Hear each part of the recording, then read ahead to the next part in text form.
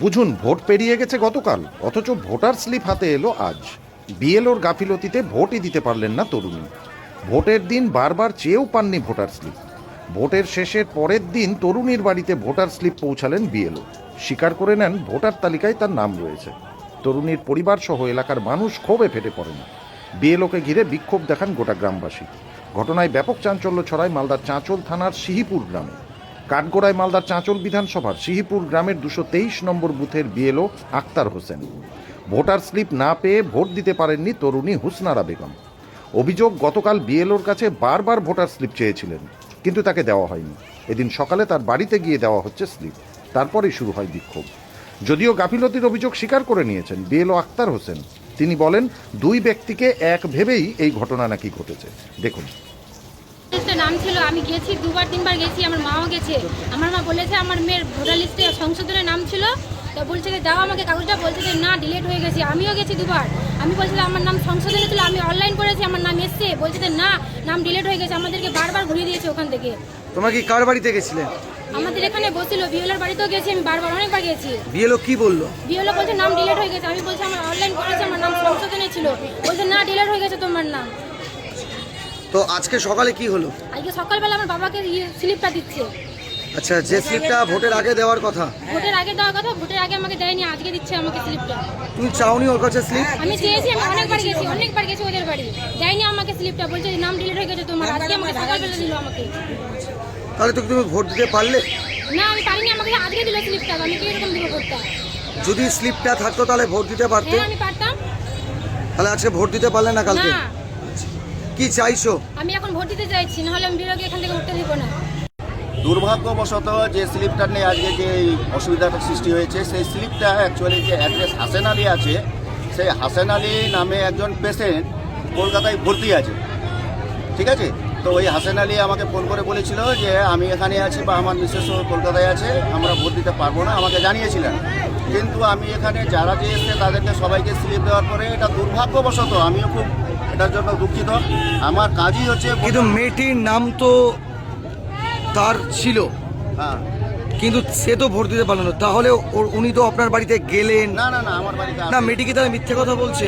না, আমি শুনে মেয়েটি তাহলে মিথ্যে কথা বলছে? কি বলছে আমি বলবো না, সবারই বাক স্বাধীনতা আছে, কে কি কথা বলছে। তবে আমার বাড়িতে কেউ আসেনি কোনো ভোটার, আমি বাড়ি বাড়ি লোকের গেছিলাম। ওই দুর্ভাগ্যবশত স্লিপটি আমার কাছে ছিল। আজকে সকালবেলা দিলেন না কেন তাহলে সেই স্লিপটি? না, আমি তো জানতে পারিনি যে সেই হাসেন আলী বা হুসনারা তার মেয়ের নাম।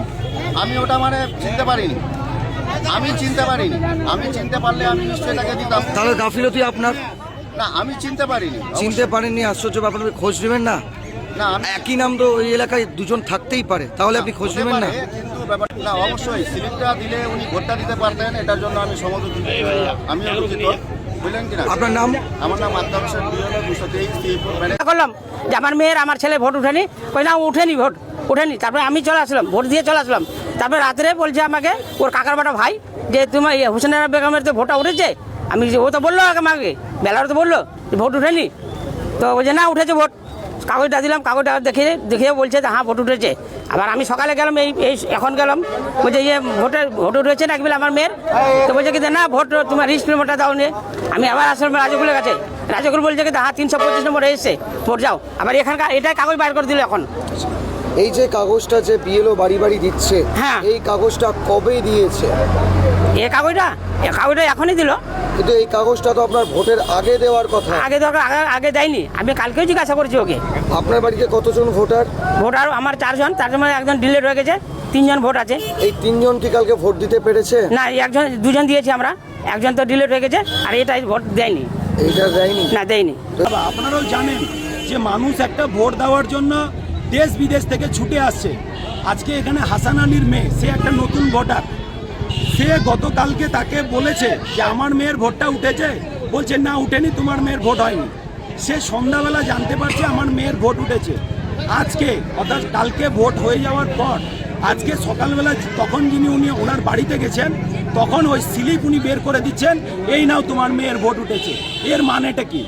কারণ যে উনি যে ভোটটা, একটা মেয়ে যে ভোট দিতে পারলো না, আমি এই বিধানসভার এই গ্রামের আমি একজন ক্যান্ডিডেট, এই ভোটের দায়িত্ব বিএলওকে নিতে হবে।